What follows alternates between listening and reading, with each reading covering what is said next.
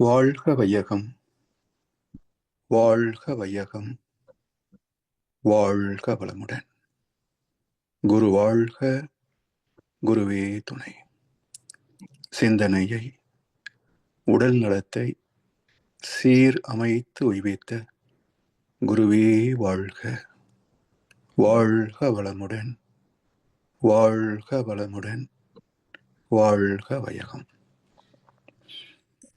Canada sky yoga அறக்கட்டளையை சிறப்பாக நடத்தி வருகின்ற ஆன்மீக அன்புள்ளங்கள், குறிப்பாக பேராசிரியர் முனைவர் சிவசங்கரம் ஐயா அவர்கள் மற்றும் இந்த நிகழ்ச்சியை தொடர்ந்து சிறப்பித்து வருகின்ற அன்பர்கள் அனைவருக்கும் அருட்தந்தை வேதாத்ரி மகர்ஷி அவர்கள் சார்பாக வாழ்க வளமுடன் என்ற வாழ்த்துக்களையும் எனது அன்பு கலந்த பணிவான வணக்கத்தையும் சமர்ப்பித்து, குருவின் குரல் வேதாத்திரிய தொடர் சிந்தனையின் 117ஆம் பாகத்தில் பிறப்புக்கு முன் இறப்புக்கு பின் உயிரின் நிலை பற்றிய 2வது அமர்விலை மேலும் சில கருத்துக்களை இப்போது நாம் பகிர்ந்து கொள்ள இருக்கின்றோம்.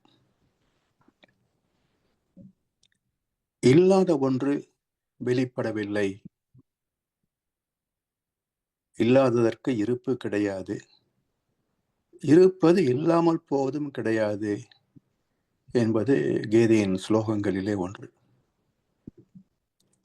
இது கடவுளுக்கு மட்டுமல்ல, எல்லா தோற்றங்களுக்கும் பொருந்தும். ஜீவனங்களை கடந்துதான் ஒன்றிலிருந்து ஒன்றாக பரிணமித்து வந்ததுதான் இறுதியாக போத்த மனித இனம். அதனால் அனைத்து ஜீவராசிகளின் பண்புகளும் குணாம்சங்களும் மனிதனுடைய கருவிலே சந்ததி தொடராக இருக்கின்றன. 7 தாதுக்கள் அமைந்த இந்த உடல், இதில் மிக நுட்பமானது என்றால் சுக்கிலம் சொல்லக்கூடிய ஹைலி ரிஃபைன்ட் எனர்ஜி, மருத்துவத்தில் செக்ஸுவல் வைட்டல் ஃப்ளூயிட் என்று சொல்வார்கள். இது எவ்வளவு நுட்பமானது என்றால், பாலை காய்ச்சலும் ஒரு பகுதி நீர் ஆவியாகி போக மீதுள்ளதை ஒரே ஒற்றால் தயிராகும். அதை கடைந்தால் வெண்ணையும் மோரும் வரும். வெண்ணெய் காய்ச்சுகின்ற போது அதில் உட்கின்ற நீரெல்லாம் ஆவியாகி போக நெய் மிச்சமாகும். இப்போ நெய்யை அப்படியே அடுப்பில் விட்டு விட்டால் என்னாகும்? லேசாக கறி பிடிச்சதான் மிச்சமாகும். அப்போ மற்றதெல்லாம் எங்கே போச்சு? கண்களுக்கு தெரியாத நுண்ணிய அலைகளாக காற்றோடு கலந்து போனது. இதுபோல ஒவ்வொரு பரிணாமத்திலும் எது மூலப்பொருளாக இருக்கிறது என்று பார்க்கின்ற போது ஒரு நுண்ணிய அலைக்களமே தவிர வேறு இல்லை. இதுதான் இறை துகள் என்றும் விண் என்றும் உயிர் துகள் என்றும் ஜீவாந்தம் என்றும் பேசுகின்றோம். இந்த உடலின் 7 தாதுக்களில் உண்ணுகின்ற உணவே 7 தாதுக்கள் ஆகுறது தெரியும். கடைசியில வரக்கூடியது வித்து சக்தி தானே. அதுதானே ஒரு ஜீவன் உருவாவதற்கு மூலப்பொருளாக இருக்கிறது.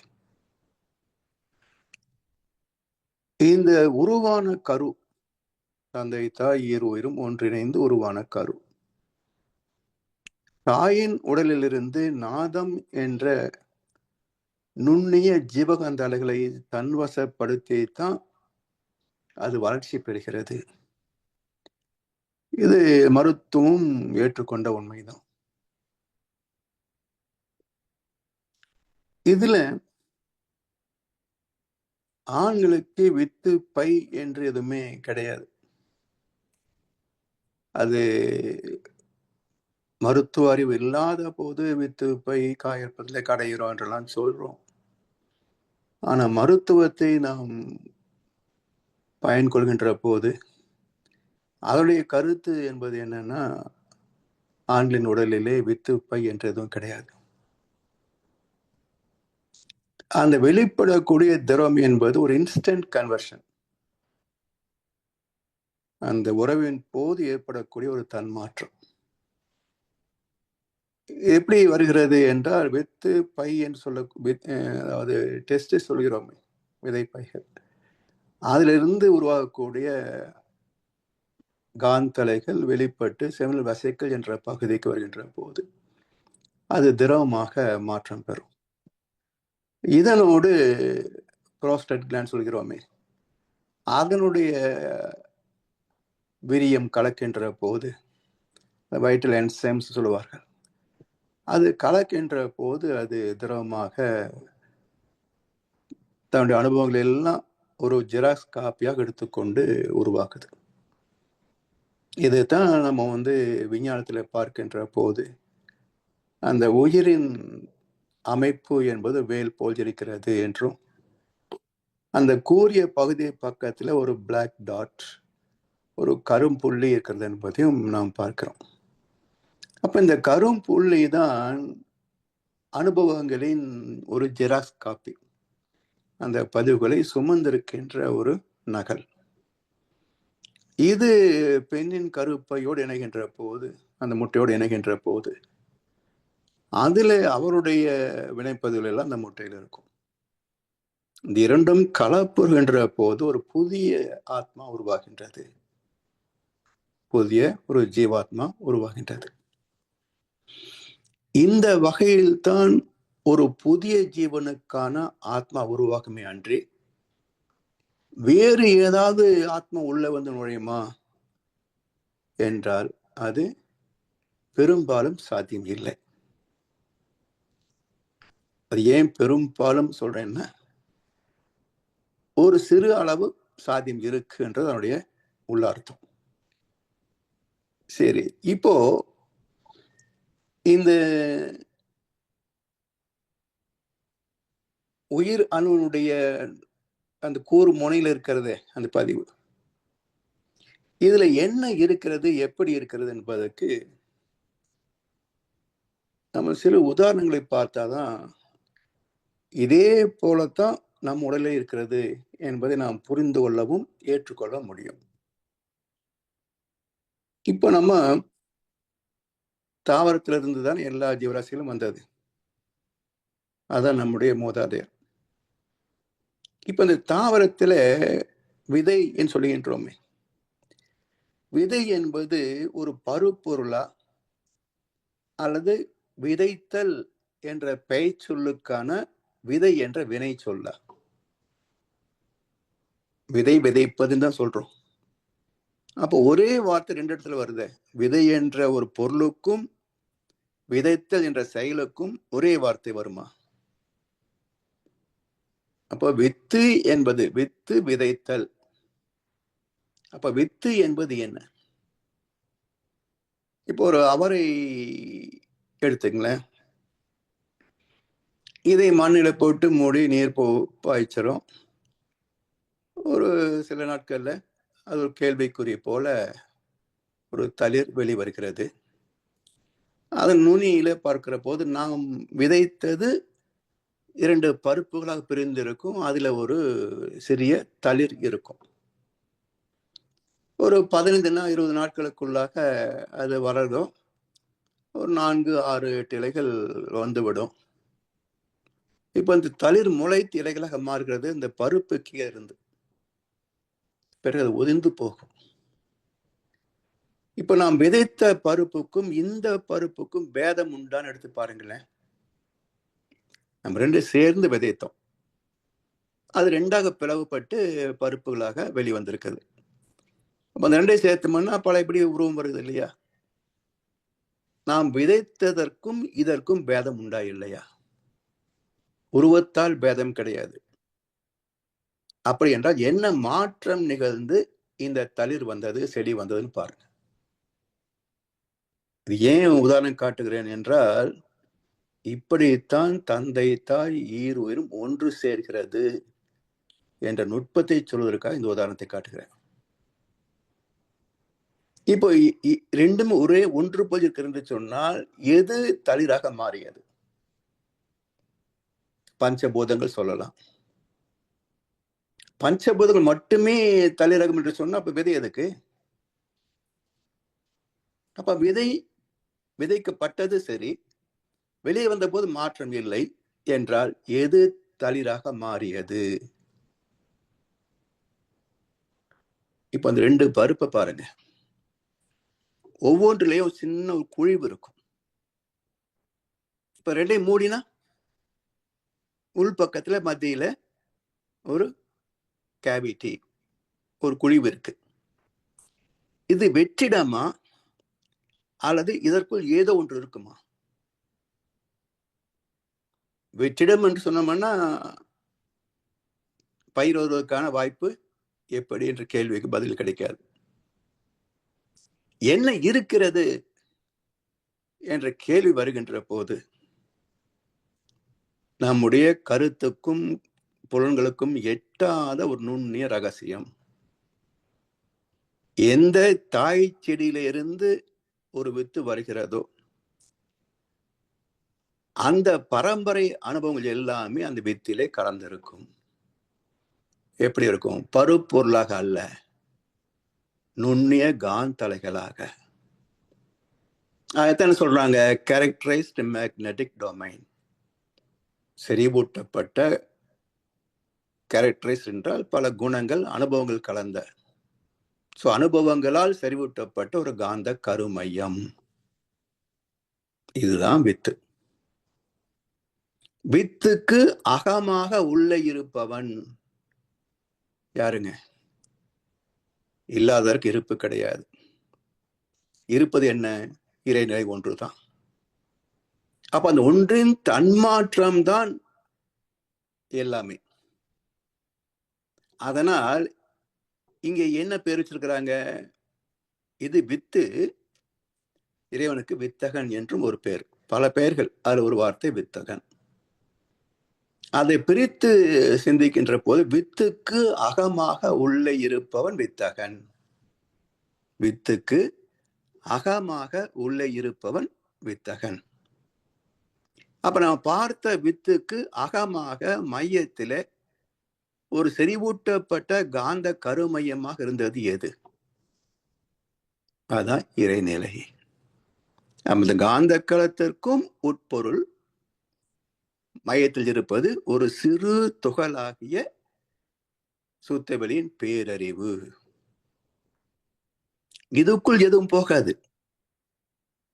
இந்த இருப்பு என்ற சுத்தவெளிக்குள் எதுவும் உள்ள போகாது.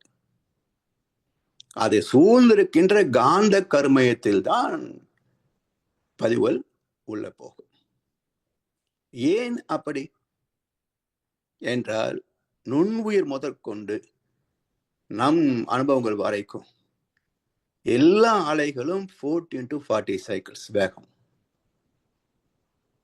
அந்த 14 அலை வேகத்திலிருந்து தான் ஜீவன்களே வாழ்கின்றன.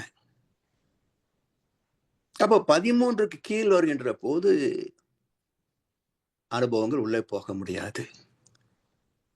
அப்போ 13 8 வரைக்கும் பரமாத்ம நிலை, 8 முதல் 7 பிரபஞ்ச களம் உலக நிலை, விண்ணிலை, 3 முதல் 1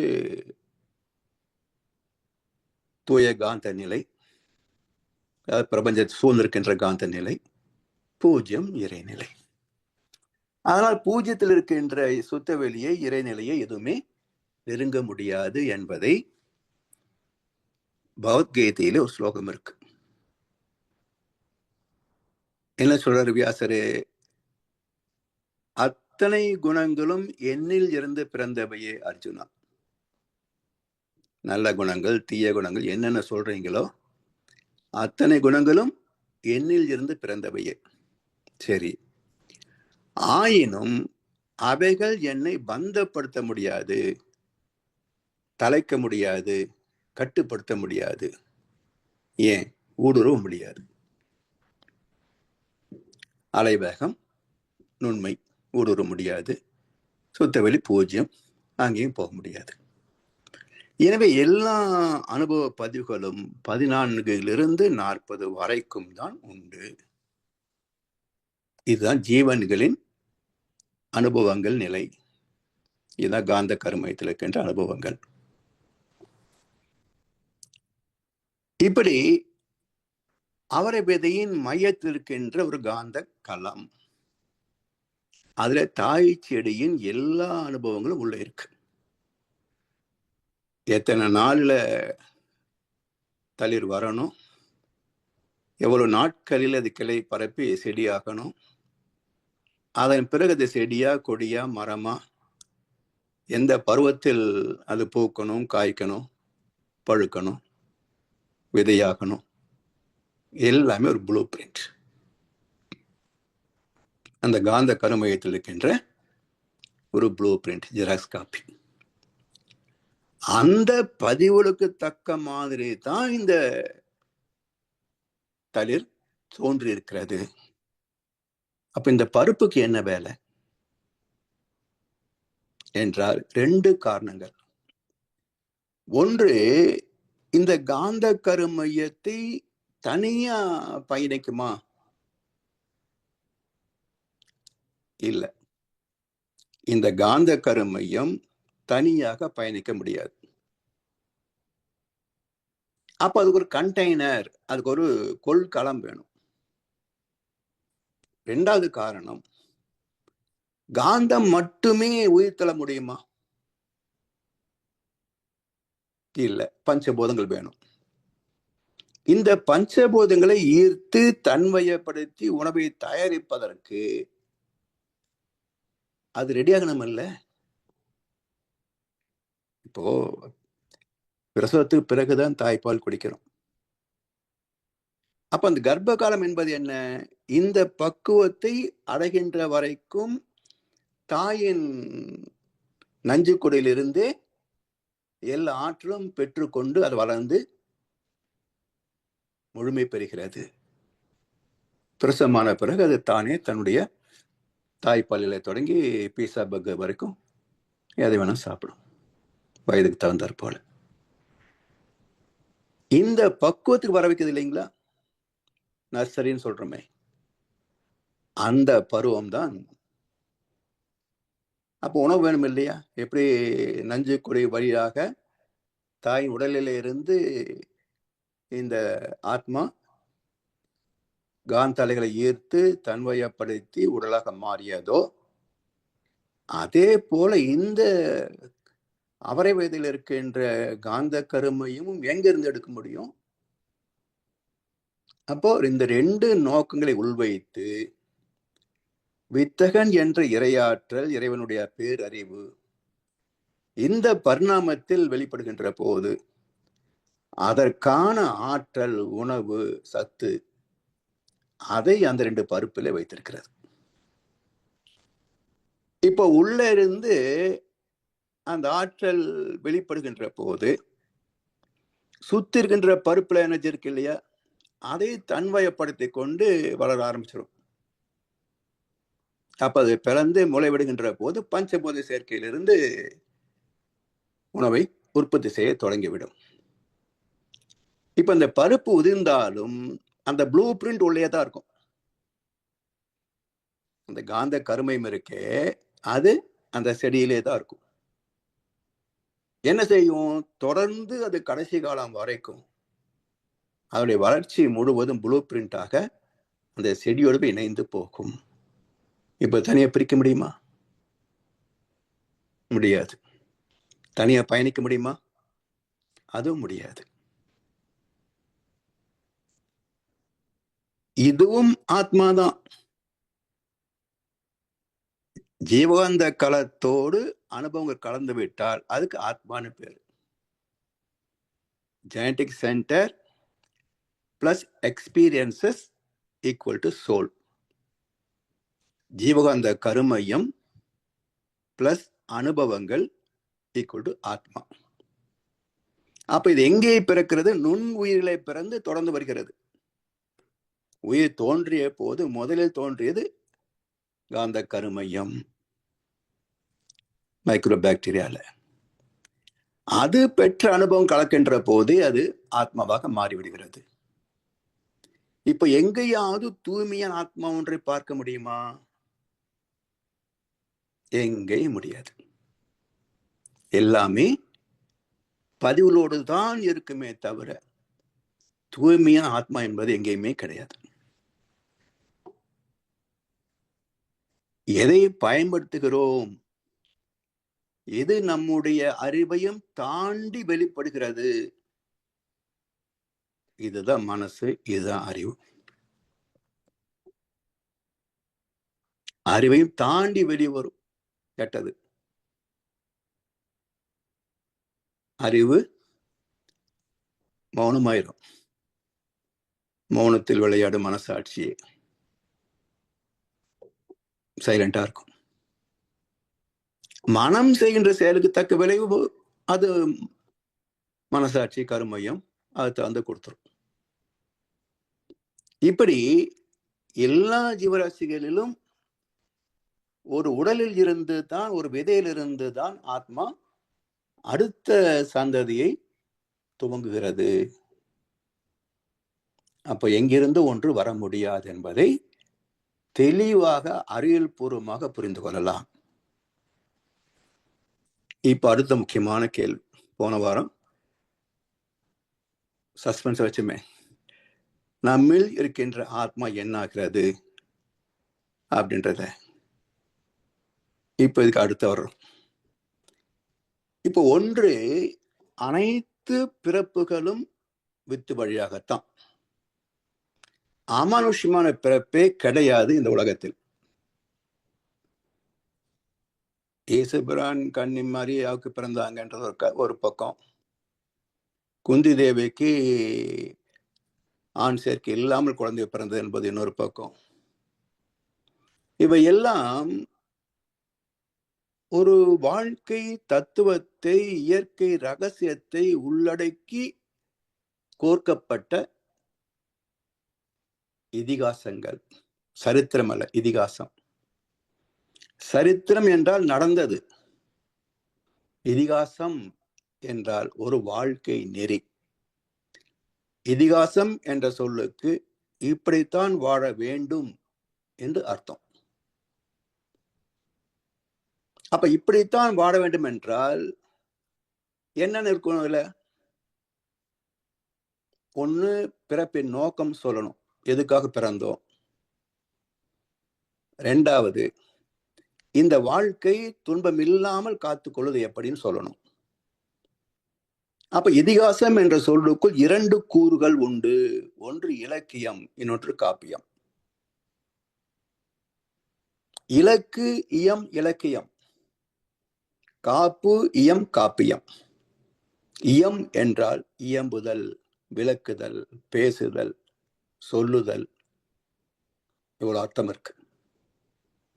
அப்ப இலக்கு இயம் இலக்கியம் என்றால் எதற்காக நாம் பிறந்தோம், நான் யார், இந்த வாழ்க்கையின் நோக்கம் என்ன, இதை சொல்வது இலக்கு இயம் இலக்கியம். சரி, அந்த நோக்கம் கிடக்குது, எப்பாடை புறம் தெரியாது. அதுக்காக நம்ம நொந்துகிட்டே இருக்க முடியுமா? சாப்பிடாம இருக்க முடியுமா? அப்போ வாழ வேண்டும். அந்த வாழும் காலத்தில் இந்த நோக்கத்தை நோக்கி பயணிக்கின்ற அந்த வாழ்க்கையில உடல் அளவிலேயோ மனதளவிலேயோ பொருள் வளத்திலேயோ நமக்கு துன்பம் வரக்கூடாது. இப்போ ஒரு பாதுகாப்பான வாழ்க்கை, காப்பு இயம். இப்படி அந்த இதிகாசத்தின் நோக்கத்தை வைத்து சிந்தித்து பார்த்தால் எல்லாவற்றுக்கும் ஒரு பொருள் இருக்கு. எனவே அமானுஷ்யமாக யாரும் பிறப்பது இல்லை. எங்கிருந்தோ வந்தோ, மாம்பழம் சாப்பிட்டோ, இல்ல சூரியனேன்னு சொன்னாலோ குழந்தை பிறக்காது. அப்படி யாரும் இதிகாசத்தை தவிர வேறு யாருக்காவது பிறந்திருக்குதா? எங்கேயாவது கேள்விப்பட்டிருக்கீங்களா? இல்லை. அப்ப அது ஏதோ மறை பொருள் இருக்கிறது. இதை தெளிவாக்கி கொண்டால் என்னுடைய முற்பிறவி என்பது யாருங்க? எனக்கு முன்னாடி பிறந்தா முற்பிறவி. எனக்கு முன்னாடி யார் பிறந்தாங்க? எங்க அம்மா அப்பா. இப்பிறவி நான். என்னுடைய அடுத்த பிறவி யாரு? என்னில் இருந்து உருவான சந்ததிகள். இதுதான். வேறு எந்த வகையிலையும் ஒரு நுண் உயிரும் பிறக்க முடியாது, ஒரு குழந்தையும் பிறக்க முடியாது. அதாவது காற்று வந்தால் மரம் அசையும். காற்றை கண்டதுண்டா? வீதி எங்கும் புல் முளைக்கும். விதையை கண்டதுண்டா? கடலின் நீரை மேகம் வாங்கும். கண்கள் பார்த்ததுண்டா? உடலுக்குள்ளே உள்ளம் உண்டு, உருவம் அங்கு உண்டா? கணசன் பாட்டு. எனவே பஞ்சபூதங்களின் சேர்க்கை, அதிலே தோன்றிய முதல் ஜீவன், பிறகு வளர்ச்சி பெற்ற மனிதன் வரைக்கும் உள்ள ஜீவராசிகள். அப்ப இந்த பிறப்பு விதையின்றி முளைப்பது, தழைத்தல். விதையிலிருந்து ஒன்றிலிருந்து ஒன்றாக வருவது. வாழை மரம் போல ஒன்றிலிருந்து இன்னொன்று வெளிப்படுவது. 3 வகையில வரும். ஒன்று தழைத்தல், இன்னொன்று கிளைத்தல், இன்னொன்று பிறத்தல். 3 வகையில ஜீவன் உருவாகும். சோ இதை தவிர வேற ஏதாவது அமானுஷ்யமான இருக்கா பாருங்களேன். இல்ல. எனவே ஒரு பாதி கருத்தை தெளிவாக்கிக் கொள்ள வேண்டும். எனது முற்பிறவி என்பது என்னுடைய தாய் தந்தை, இப்பிறவி என்பது என் வாழ்க்கை, எனது மறுபிறவி என் சந்ததிகள். இதை முதல்ல தெளிவா புரிஞ்சுக்கும். இப்ப அடுத்த கேள்விக்கு வருகிறோம். நான் இறந்து விட்டால் என் ஆத்மா என்ன ஆகும்? வளர்ந்தாச்சு, திருமணமாச்சு, குழந்தைகளை பெத்தாச்சு, அவங்கள வளர்த்தாச்சு, பேர குழந்தைகளை பெத்தாச்சு. ஓகே, நான் இறந்து விட்டால் என் ஆத்மா என்ன ஆகும்? இதுதான் ஒரு குழப்பமான ஒரு கேள்வி, மக்களை ஏமாற்றி கொண்டிருக்கின்ற ஒரு கேள்வி. இதை வச்சுதான் சில பேர் பொழப்பே நடத்திட்டு இருக்கிறாங்க. செத்து போனவங்கள மேல உட்காந்து இருக்கிறாங்க, நம்மளை பார்த்துட்டு இருக்கிறாங்க. நாம பிண்டம் வைக்கலைன்னா சாபம் கொடுத்துருவாங்க. அதுதான் நமக்கு தோஷம், பித்ரு தோஷம். அதை நீக்கிறதுக்கு எனக்கு தட்சணை கொடு, என் வீட்டு மளிகை சாமான்லாம் வாங்கி கொடு, என் வீட்டுக்கு இன்னைக்கு வேண்டிய காய்கறிகளை வாங்கி கொடு. இதுதானே பூஜை. மளிகை சாமான், காய்கறிகள், பழங்கள், வேட்டி, துணி, பணம், இதுதானே. இதை வச்சு எப்படி தோஷம் போகணும் இன்னைக்கு அவன் யோசனை பண்ணி பார்த்தோமா?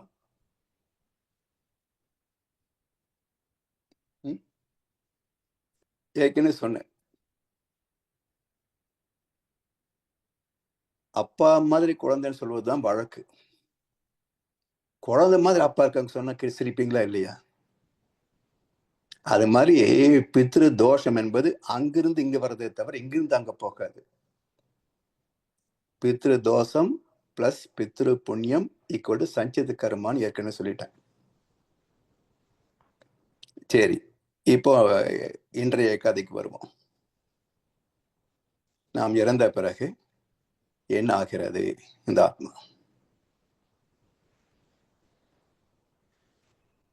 இந்த உயிர் போவது எப்படி போகுதுங்க? தூக்கத்திலே போயிடுது,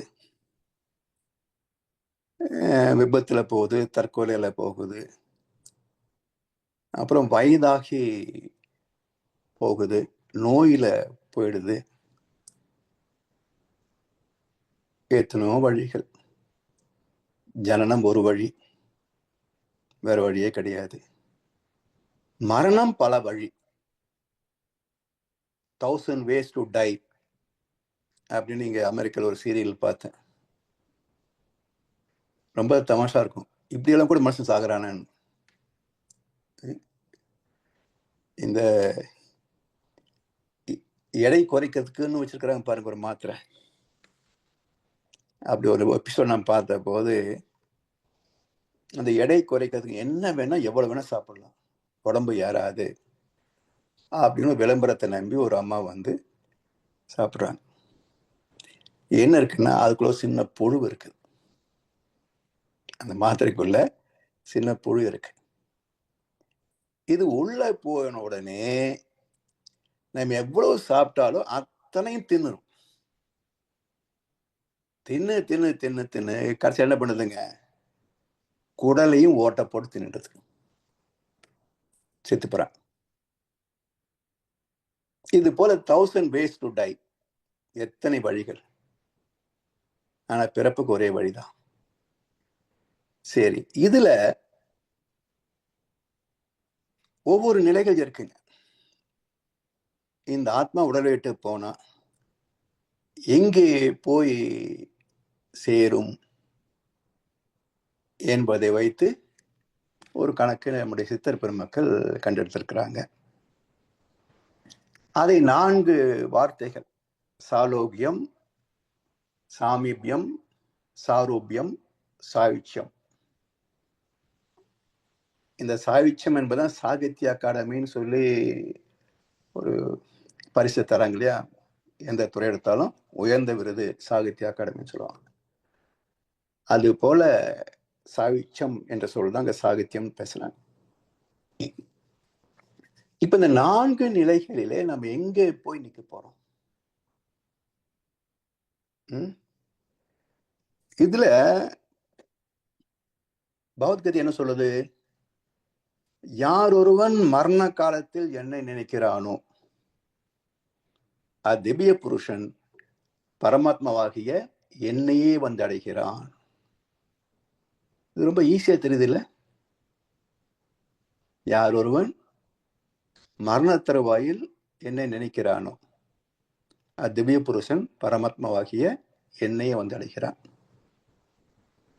சாகும்போது சங்கரா சங்கரானா சங்கரன்கிட்ட போயிடுவோம் அப்படின்னு ரொம்ப ஈஸியா புரிஞ்சுக்கிட்டோம். அது பரவாயில்ல, சாகும்போது தானே, அது வரைக்கும் அன்னைக்கு மட்டும் சங்கரா சொன்ன போதும், அது வரைக்கும் பணமே பணமே இப்படியே ஓட்டிடலாம் என்றுதான் உலகம் வாழ்ந்து கொண்டிருக்கிறது. பணத்தை வேண்டான்னு சொன்ன ஒரு மனிதர்கள் பார்த்தீங்கன்னா சுவிட்சர்லாந்துல கேள்விப்பட்டேன். அப்புறம் பின்லாண்டு, அது போன்ற சில நாடுகள்ல பணத்தை அவங்க மதிக்கிறது இல்லை. என்ன காரணம்? பணத்தை வாங்கினா இன்வெஸ்ட் பண்ணணும். எதில் இன்வெஸ்ட் பண்ணுவோம்? ஒன்று தங்கம், இன்னொன்று நிலம், வீடு.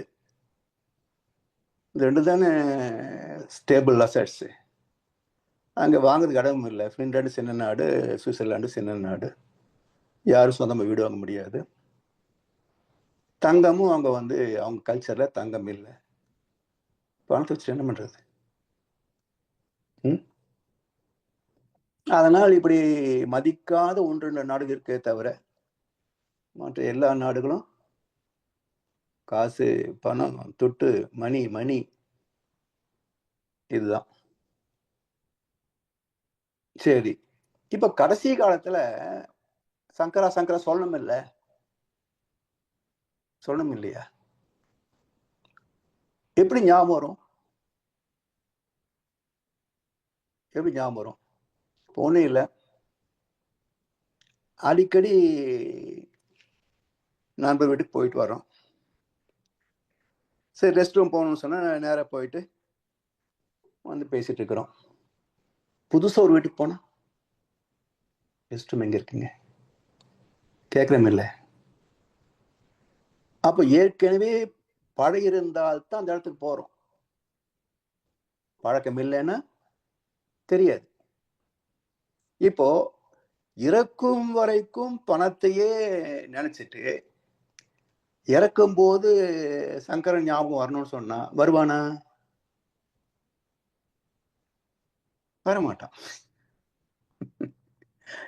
எதை நாம் பழகி வைத்திருக்கிறோமோ அதுதான் நினைவுக்கு வருமே தவிர பழகாதது நினைவுக்கு வராது. அவ்வளவு ஏன் ஒரு சிம்பிள் உதாரணம் சொல்றேனே, எத்தனையோ கனவுகள் இல்லையா? எத்தனையோ கனவுகள். என்றைக்காவது தவம் பண்ணினா போல கனவு வந்திருக்குதா? வருஷக்கணக்க தவம் பண்ணி பழகி இருக்கிறோம். என்றைக்காவது தவம் பண்ணினா போல கனவு வந்திருக்குதா? வரலையே. அப்போ தினமும் செய்கின்ற தவமே கனவில் வரல, சாகும்போது எப்படி சங்கரம் வருவான்? ஏமாந்துட்டுமா? அப்போ கீதை பொய் சொல்லவில்லை, ஒரு நுட்பத்தை உள்ளே வைத்திருக்கிறது. என்ன நுட்பம்? தெய்வம் தொழால் கொழுநன் தொழுதழுவால் பெய்யன பெய்யும் மழையினார் வள்ளுவர். சில பேர் இன்றைக்கும் பேச்சாளர்களை நான் கேட்கிறேன், அப்படி ஒரு காலத்துல இருந்தாங்கோ அப்படின்னு அவர் பேசுறார். அப்ப இன்னைக்கு இல்லைன்னு ஒத்துக்கிறீங்களா? மழை பெய்ய என்றால் பெய்யக்கூடிய கற்பரசிகள் இன்றைக்கு இல்லை என்று ஒத்துக்கிறீங்களா? இப்படி பேசுறோமா மாம்பள மாட்டினாங்க இல்லையா? அப்ப என்ன சொல்றாரு வள்ளுவர்? இது அர்த்தம் இல்லை. எப்படிப்பட்டாலும் மழை வான்னு சொன்னா வராதுங்க, அது சீசன்ல தான் பெய்யும். அப்ப என்ன சொல்றாரு? தெய்வம் தொழா கொழுநன், நாத்திகன் அல்ல. தெய்வம் தொழா கொழுநன் கடவுள் கும்பிடுறாது இல்ல, அப்ப நாத்திகன் தானே. நாத்திகனே ரகசியமா சாமி கும்பிட்டு இருக்கிறாங்க நாட்டுல. இப்ப வள்ளுவர் அதே சொல்லுவாரு இல்ல. என்ன சொல்ல வர்றாருன்னா, விழித்தெழுந்த நேரம் முதல் உறங்குகின்ற நேரம் வரைக்கும் ஒருவேளை இறைவனை மறக்காமல் வாழ்ந்து விடலாம். சாத்தியமில்லை, இருந்தாலும் ஊசி முனை காதுக்குள்ள ஒட்டங்கள் போனாலும் சொல்றமே, அப்படி ஒரு ஊசி முனை காதுக்குள்ள ஒரு தாம்பு கறி போனாலும் போகலாம், அப்படி வச்சுக்கங்களேன். அப்படி இந்த நிகழ்வு நடந்தால் நடக்கலாம். ஆனா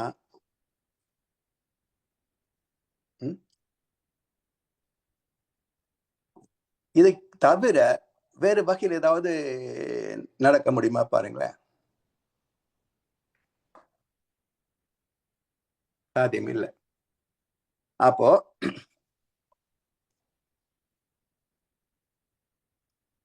இந்த உடலை விட்டு ஒரு உயிர் பர போகிறது என்று சொன்னால், வாழ்கின்ற காலத்திலேயே அதற்கான ஒரு இடத்துல அது நிலைக்கணும். அப்ப இந்த அனுபவங்கள் எல்லாமே அந்த ஆத்மாவில பதிந்து அதுக்கு தகுந்த இடத்தை தான் அது பிடிக்க முடியுமே தவிர வேற எங்கேயும் போக முடியாது. அதனால வாழ்கின்ற பகல் பொழுது முழுவதும் கூட ஒருவன் இறை உணர்வு மறக்காமல் வாழ்ந்து விடலாம். ஆனால் தூங்கின பிறகு என்ன கனவு வரும்னு யார் சொல்ல முடியும்? இல்லையா? அப்போ இறைவனை நினைக்காத நேரம், கணவன் இறைவனை தொழாத நேரம், அவன் தூங்குகின்ற நேரம். அப்ப தெய்வம் தொழா கொழுநன் தூங்குற நேரம். அந்த நேரத்துல முன் எழுவாள் பெண். அவன் எழுவதற்கு முன்பே எழுந்திருந்து இறைவனை வணங்கி அன்றைய கடமைகளை துவங்கி, பிறகு குழந்தைகள், பெரியவர்கள், வீட்டுக்கு வந்து போற உறவு நட்பு, இப்படி எல்லா கடமைகளையும் செய்யறாங்கள. என்ன சம்பளம் கொடுக்கலாம்? என்ன கொடுக்குறோம்? இலவச இணைப்பு தான். சரி, மேகத்தால் மழை பொழியும். மேகத்துக்கு லாபம் என்ன? இல்ல. இது போல தெய்வம் கொழா தொழுநன் தொழுதெழுவால் பெய்யென பெய்யும் மழை. என்ன அர்த்தம்? மழை பெய்யுன்னு பெய்து சொல்றோம் இல்லையா? Present continuous tense. பெய்யென பெய்கிறது, தொடர்ந்து பெய்கிறதுன்னு அர்த்தம். உத்தரவுன்னு அர்த்தம் இல்லை, தொடர்ந்து பெய்கின்ற மழை. இப்படி மனைவியானவள் கணவன் தூங்கி எழுவதற்கு முன்பே எழுந்து, தூங்கிய பிறகு தூங்கி, எந்த ஒரு எதிர்பார்ப்பும் இல்லாமல் மழை போல் பயனாகிறாளே, அந்த பெண்ணின் கற்புன்னு சொன்னாங்களே தவிர மழை பெய்யுன்னு வராதுங்க. இது மாதிரி தான் இங்கேயும் ரகசியார்த்தம் வச்சாரு வியாச பகவான்.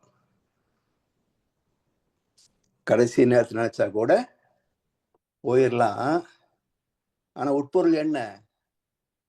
நீ வாழும் காலத்தில் இறை நினைவோடு வாழவில்லை என்றால் மரண காலத்தில் அது வராது. இதே கருத்தை நபிகள் நாயகம் என்ன சொல்றாரு? உன்னுடைய நாவு அல்லாவை நினைவு கூர்வதில் பசுமையாக இருக்கின்ற போது இந்த உலகத்தை விட்டு செல்வாயாக.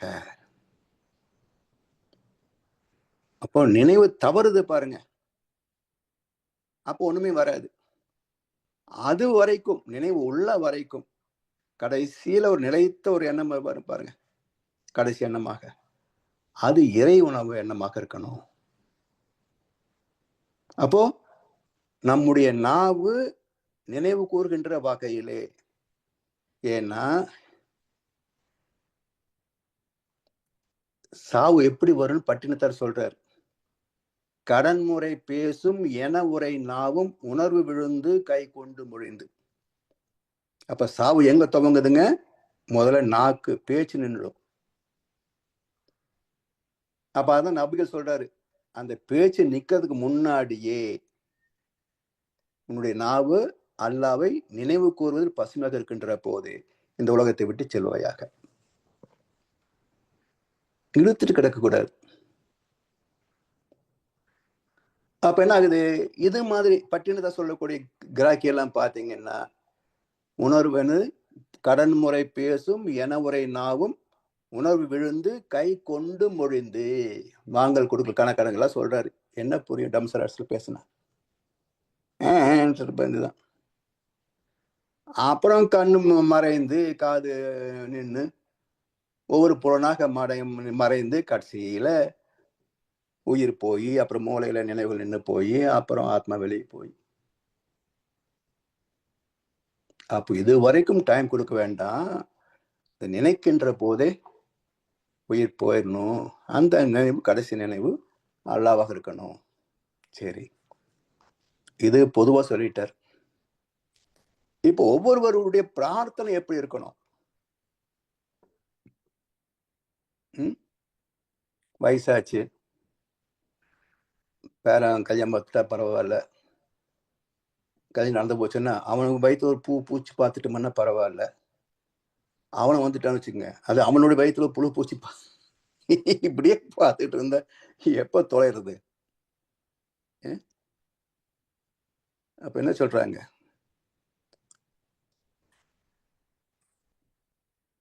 நபிகள் சொல்றாரு, அல்லாவே வாழ்வு எனக்கு இனிமையாக இருக்கின்ற வரைக்கும் என்னை வாழச் செய்வாயாக. மரணம்தான் சிறந்தது என்றாகும் போது என்னை மரணிக்க செய்வாயாக. நல்லா இருக்கும் போது போய் சேர்ந்துடணும்.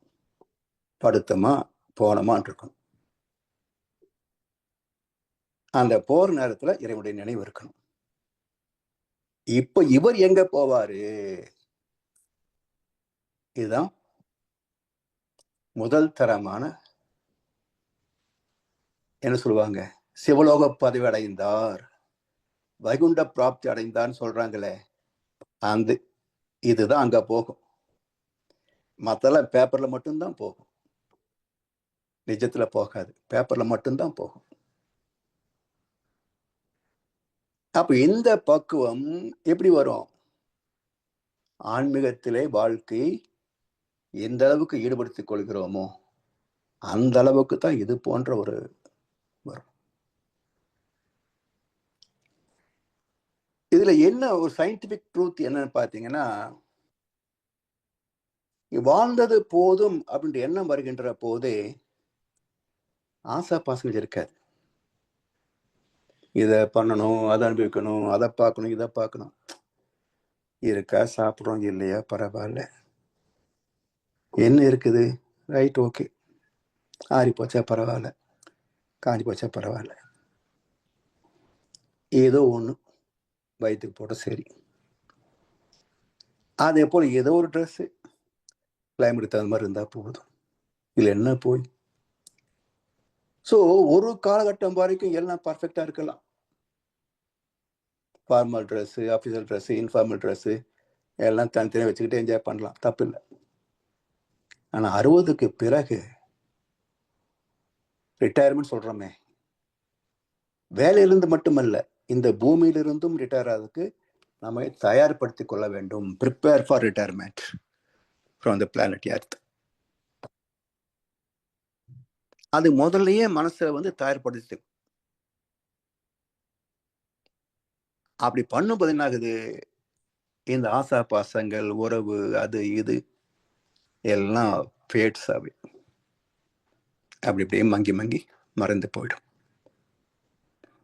இப்போ இது பியூர் சயின்ஸ் பாருங்க. இதுல என்ன எடை ஒண்ணுமே இருக்க முடியாது. இதுல நீங்க ஒவ்வொரு துகளா உள்ள போட்டீங்கன்னா எடை கூடிடும். இப்போ பலூன் இருக்கு, ஏற்கனவே சொன்ன மாதிரி தான். கார்பன் டை ஆக்சைடு ஊதுனீங்கன்னா அதோடைய எடை கூடுதல், அது மேல பறக்க முடியாது. ஹைட்ரஜன் காத்து நிரப்பிட்டோம்னா மிக குறைவான எடை, அப்படி பறந்துடுது. அது போல இந்த ஆத்மாவிலே ஆசா பாசங்கள் எதுவும் இல்லைன்னு வச்சுக்கோங்க, எடை இல்லை. எடை குறைஞ்சா எப்படி இங்க நிக்க முடியும்? பறந்துடும். குடம்பை தனித்தொழிய புல் பறந்து அற்றி, உடம்போடு உயிரிடை நட்பு. அவ்வளவுதான். இந்த பக்கம் எப்படி வரும்? அதுக்குத்தான் எல்லா நாடுகளும் வாழ்க்கையை வாழ்வதற்கே என்று சொல்லுகின்ற போது, இந்திய தத்துவம் மட்டும் செத்து போகவே பிறந்து வாழும் மனித வாழ்வில். எதுக்கு பிறந்தோம்?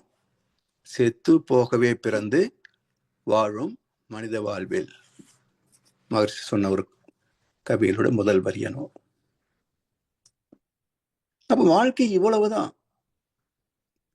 இதுல பிறப்பது என்ன பெரிய மகிழ்ச்சியோ, இறப்பது என்ன துக்கமோ கிடையாதுங்க.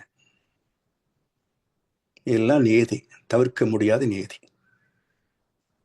இதுல மகிழ்வதற்கும் துக்கப்படுவதற்கும் என்ன இருக்குங்க, இல்லையா?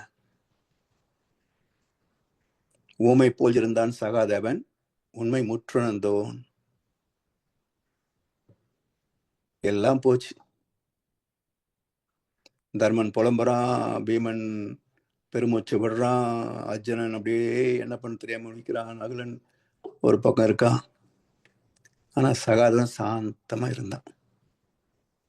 ஏன்டா ஒன்னொன்னா வச்சு விட்டு தோத்துக்கிட்டு இருக்கிற, எப்படி நீதான் மொத்தமா தோத்துட்டு பரதேசம் போக போற, மொத்தமா வச்சுட்டு ஒரே ஆட்டத்துல என்று எல்லாம் தெரிஞ்சவன், ஏன் ஆக போறோம் என்பது தெளிவா தெரிஞ்சவன், அவன் அமைதியா இருந்தான். ஏன்? ஒன்று நடக்கத்தான் போகிறது என்றால், தடுக்க முடியாது என்றால் வருந்தி என்ன பயன்? சோ இதிகாசங்கள் நமக்கு என்ன பாடத்தை காட்டுகிறதுன்னு பார்க்கணும். வெறும் சரித்திரமா மட்டும் கும்பிட்டு இருந்தோம்னா எந்த ஜென்மத்துக்கும் ஒரு பிரயோஜனம் இருக்காது. வாழ்க்கையை செம்மைப்படுத்த வந்தவைதான் இதிகாசங்கள். அப்ப அந்த ஞானம் வாழ்க்கை பற்றி ஞானம் பெற்றுவிட்டால் இந்த ஆத்மா பிண்டமும் கேட்காது, எங்க இடையில தங்கவும் செய்யாது. அது பாட்டு நேரா போயிடும். எங்க நான் வந்து இருக்கும்போது துரிதாவும் பண்ணி பழகிருக்கிறோமில்ல, இதுதான் என்னுடைய பிறந்த வீடு. எங்க இதெல்லாம் கடந்து நேரா போயிட்டு அதுதான் பிறந்த வீடு. நான் அங்க போறேன்னு போயிடும். இல்லைன்னா வழி கேட்டுக்கிட்டே இருக்கும். எங்க இந்த சிவகலம் சொல்றாங்களே, சிவலோக பாதை எங்க இருக்குங்க? அது அங்க போகணும். அங்க போய் எங்க சிவலோக பாதை வைகுண்ட பிராப்தி சொல்றாங்களா, எங்க இருக்குங்க? அது எனக்கு தெரியாது. இப்படியே சுத்திட்டு இருக்க வேண்டியதுதான். ஆமை மலையேறின கதையாத்தான் இருக்கும். எனவே செத்து இறந்து போய் கதியை பெற நினைக்கும் பேதரை போல் என்னை நினையேல். செத்ததுக்கு அப்புறம் போறதில்ல சிவலோகம் வைகுண்டம். இருக்கின்ற போதே போய் வருகின்ற இடம். இருக்கின்ற போதே போய் வர வேண்டிய இடம் சிவலோகம் வைகுண்டம். எப்படி போக முடியும்? அதுக்குதான் தவம். எனவே இதை புரிந்து கொண்டு வாழ்க்கை ஒரு நாளைக்கு எப்பயும் போகத்தான் போறோம். அதுக்கும் சில கடமைகள், அவ்வளவுதான். இந்த கடமைகளை முடிக்கணும்ன்ற அவசியம் கிடையாது. முடிக்கணும் இருந்தா முடிக்கிறோம், முடிக்காது பாதியில போனா போக வேண்டியதுதான்.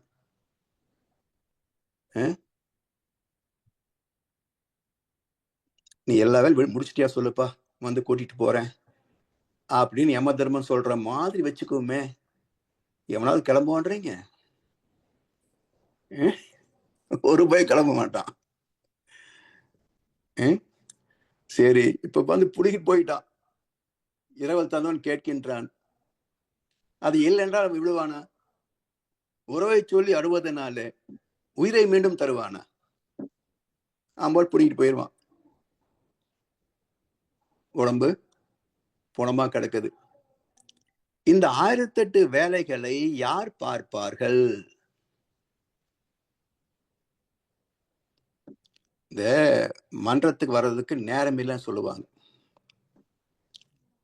மன்றத்துல பொறுப்பாசிரியர் இருந்த போது வருவாங்க, சில பேர் வரமாட்டாங்க. ஏன் காணோம் ரொம்ப நாளா அப்படின்னா, ஜம்மின் வேலை அடிமாங்க. ஓஹோ, சரி. இப்போ திடீர்னு நம்ம போயிட்டு வச்சுக்கங்க, இந்த வேலையில நின்று போயிடுமா இல்ல அப்படின்னு கேட்டேன். யோசிப்பாங்க. எதுவும் நிக்காது, எதுவும் நிக்காது. வீடு வரை உறவு, வீதி வரை மனைவி, காடு வரை பிள்ளை, கடைசி வரை பற்றி தொடரும் புண்ணிய பாவமுமே. இதுதான் நம்முடைய சொந்தம். என்ன சொந்தம்? வினை பதிவுகளே நம்முடைய சொந்தம். பாக்கி எல்லாம் இங்க ஒரு அசோசியேஷன் ஆஃப் மனைவி, குழந்தைகள், நட்பு, உறவு, நாடு, மதம் எல்லாம் அக்சசரிஸ். மெயின் என்ஜின் நாம தான்.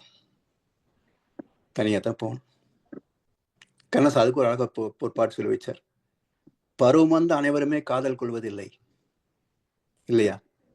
காதல் கொண்டு அனைவருமே மனமுடிப்பதில்லை, மனமுடித்து அனைவருமே சேர்ந்து வாழ்வதில்லை, சேர்ந்து வாழும் அனைவருமே சேர்ந்து போவதில்லை. இவ்வளவுதான். தனியா பிறந்தோம், தனியாத்தான் போக போறோம். யாரை நம்பி நாம் பிறந்தோம்? யார் நம்மை நம்பி பிறந்தாங்க? நான் கேட்டு தாய் தந்தையை படைத்தாரா, இல்ல என் பிள்ளை என்னை கேட்டு பிறந்தானா? என்னங்க? Undue attachments. நாம இழுத்து போட்டுக்கிட்டது, நாம இழுத்து போட்டுக்கிட்டது எல்லாம் வெளியன். அதாவது கீதையில் அருமையான ஸ்லோகம் உண்டு, வெளியில இருப்பதை வெளியில வை, வெட்டிக்கு சுமக்காத. இந்த 2 கான்செப்ட் ரொம்ப, 3 கான்செப்ட் ரொம்ப அருமை கீதையில. ஒன்று, இல்லாததற்கு இருப்பு கிடையாது, இருப்பது இல்லாமல் போவதும் கிடையாது. அடுத்தது எது?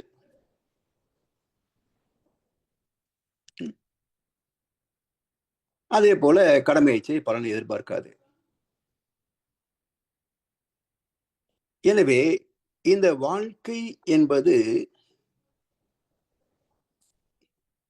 ஒரு நாடக மேடை தான். இல்லாத மேடை ஒன்றில் எழுதாத நாடகத்தை எல்லோரும் நடிக்கிறோம், நாம எல்லோரும் பார்க்கிறோம்.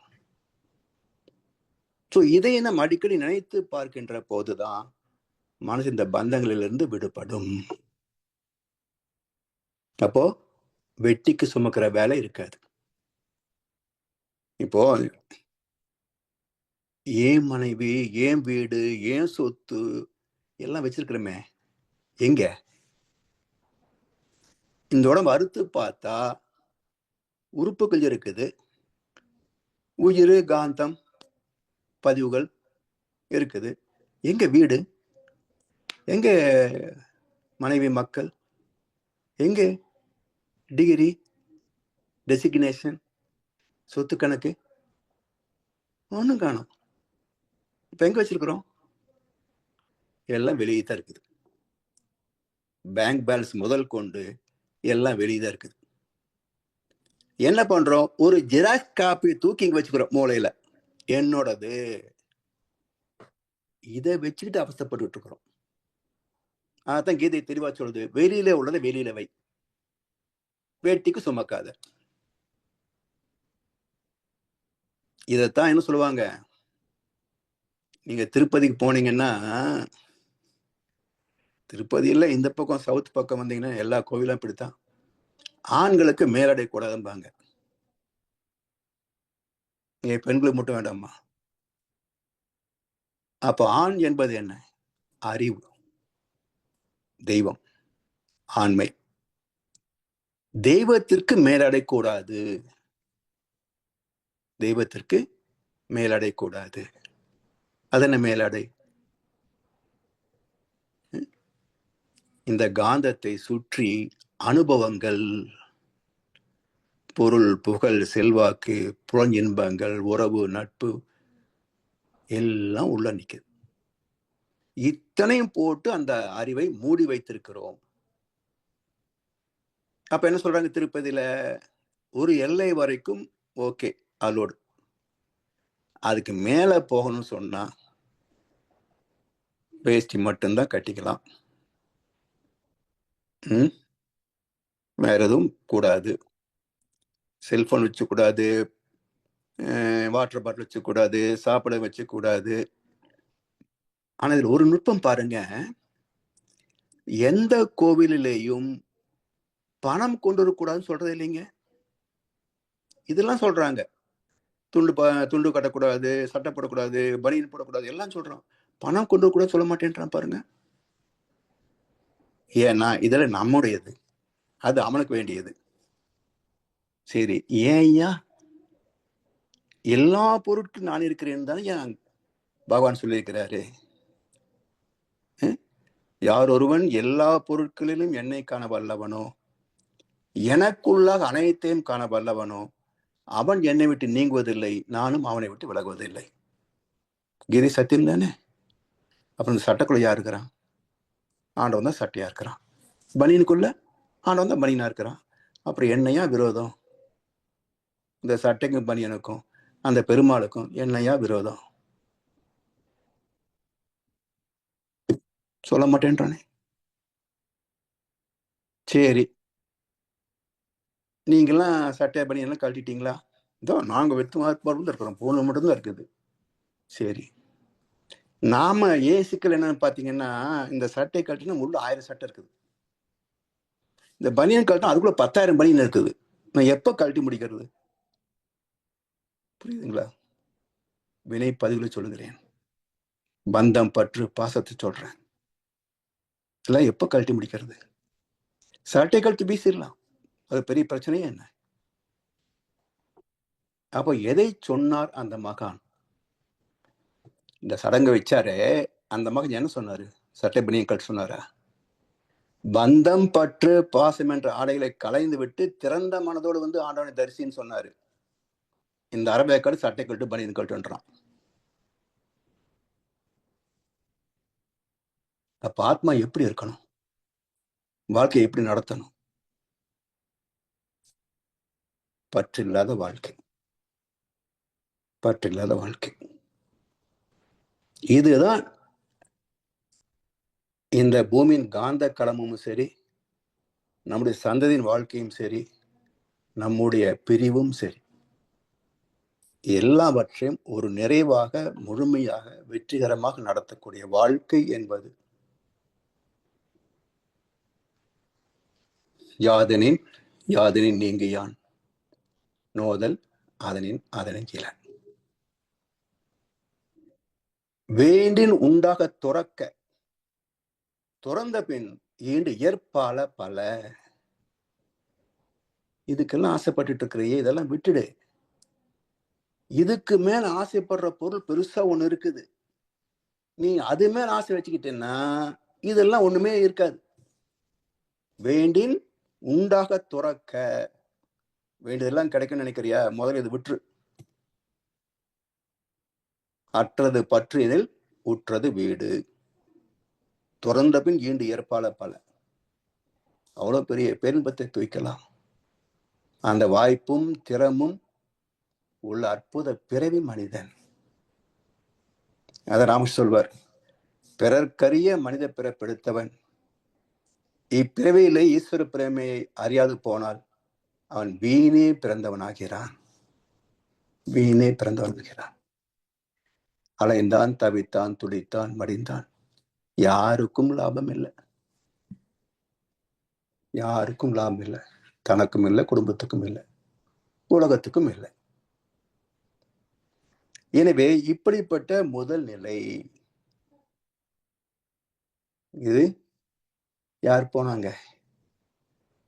அவர்கள் தான் சித்தர் பெருமக்கள், அவங்க தான் ஞானிகள், அவர்கள் தான் குருமார்கள், அவர்கள் தான் தீர்க்கதரிசிகள்.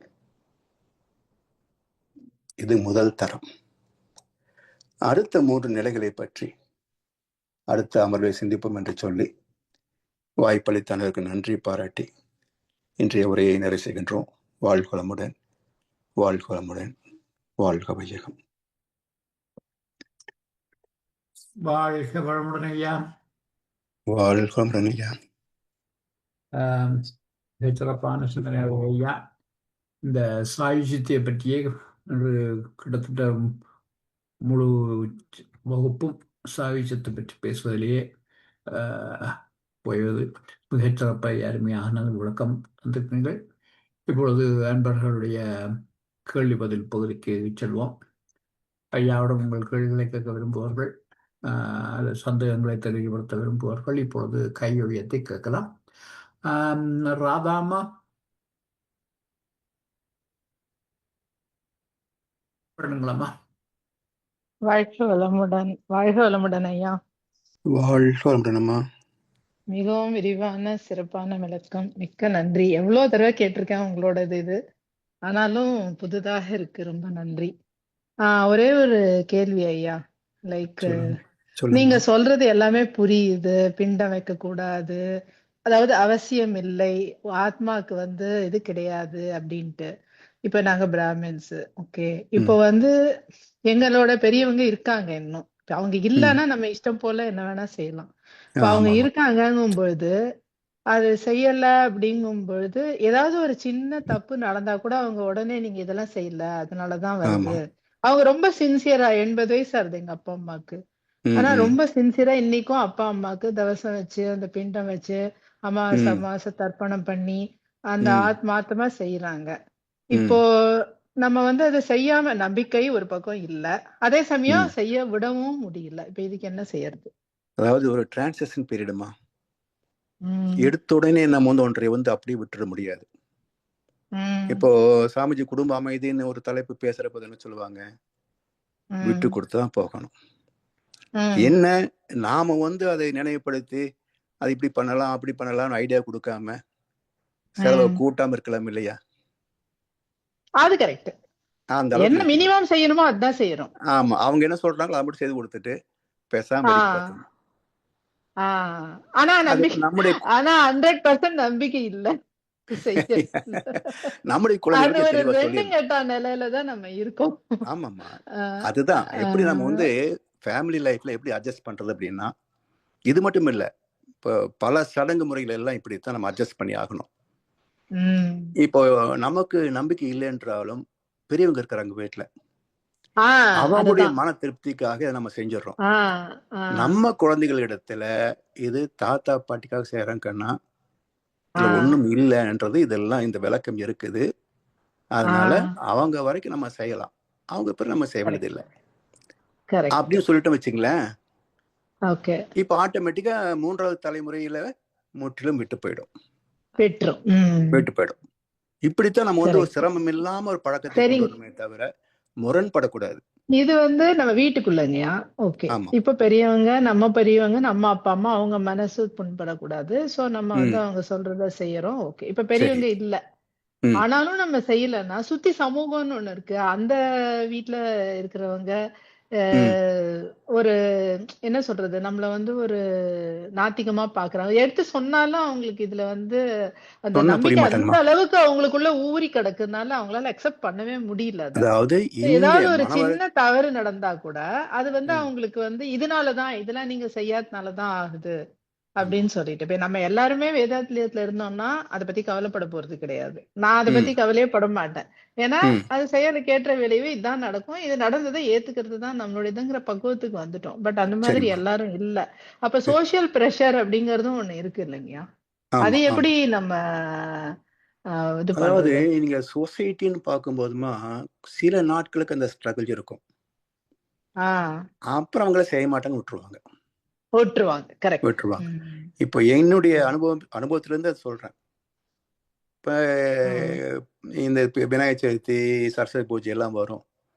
ம். வீட்டுல சுண்டல் தயார் பண்ணுவாங்க, கொண்டு பக்கத்துல ஆமா, கொடுப்பாங்க. ஆமா, ஆமா. அவ்வளவுதான். இங்கே படையல் போடுறதெல்லாம் நம்ம கிட்ட கிடையாது. ம். ஸோ அவங்க வந்து அவங்களுக்கு தெரியும், இவங்க வந்து சும்மா தான் நம்ம கொடுக்குறாங்கன்னு தெரியும். ஐயா ஆக்சுவலா அதுல படையல் அப்படிங்கிறது கூட எப்படி அப்படின்னா அதுல அந்த ஆ. மகாபெரியவர் வந்து அதுக்கு ஒரு உதாரணம் சொல்லுவாருங்கய்யா. ம். அதாவது இப்ப நம்ம வந்து சாமி கிட்ட வச்சு எடுக்கணும்னா சாமி எடுத்துக்கிறது கிடையாது. ம். சாமிக்கு நம்ம கொடுக்கறது கிடையாது. அத வந்து ம். அந்த வைப்ரேஷன் வச்சு தூய்மை பண்றோம். அதாவது அந்த நம்பிக்கையில தான் நான் வந்து அந்த நைவேத்தியம் பண்றது அப்படிங்கிறது. அதாவது ம். நம்மளுடைய அந்த காந்தமும் அந்த இறைவனுடைய காந்தமும் அந்த நம்ம உணவு செஞ்சிருக்கோம். அதுல ஏதாவது குறை நிறை இருக்கலாம். அதை எல்லாத்தையும் சரிப்படுத்தி அப்படிதான் அந்த ம். 3 சுத்து நான் தண்ணி சுத்தி விடுறது அப்படிங்கிறது அப்படி யோசிச்சுதான் நான் விடுவேன். சரி. லைக் இது வந்து எனக்கு கொடுத்ததுக்கு நன்றி. அதாவது ம். அந்த முகமா நன்றி, இந்த உணவு எனக்கு கிடைச்சதுக்கு நன்றி. இதுக்கு யாரெல்லாம் இருக்காங்களோ அவங்கள எல்லாம் நல்லா வச்சிரு. இத ம். வந்து சுத்தப்படுத்தி யார் யாருக்கு எப்படி வேணுமோ. இப்போ சில சமயம் நான் டேஸ்ட் பார்க்கும்பொழுது கொஞ்சம் முன்ன பின்ன இருக்கும். ஆனாலும் ம். அவங்க அவங்களுக்கு எப்படி போகணுமோ அப்படி போகட்டும்னு அந்த அருட்காப்பு போட்டுட்டேன் அப்படின்னா, சாப்பிட்டு ம். பார்த்துட்டு அவங்க எனக்கு சரியா இல்லைன்னா கூட அவங்க சரியா இருக்குன்னு சொல்லுவாங்க. ஒருத்தருடைய டேஸ்ட்டுக்கு ஏத்த மாதிரி அது மாறுறத நான் வந்து கேட்டிருக்கேன். ம். லைக் இது வந்து சயின்டிஃபிக்கா இது ஓகேயா? அந்த மாதிரி தான் நான் வந்து செய்வேனே அதாவது ஒழிய, இது கடவுளுக்காகன்னு டேஸ்ட் மாறாது, அவங்களுடைய ம். மனோ அவங்க பக்குவம் அது எடுத்துக்கக்கூடிய எடுத்துக்கிறது. ஏன்னா எக்ஸாக்ட்லி. கடவுள் படைச்சா ஆ, அது தப்பு ஆ, சொல்லக்கூடாதுன்றது ஒரு கான்செப்ட் இருக்கு. ஆ, ஓகே. நிவேத்தியம்ன்றது நீங்க சொன்னதுதான் உண்மையான பொருள். ஆ, ஓகே.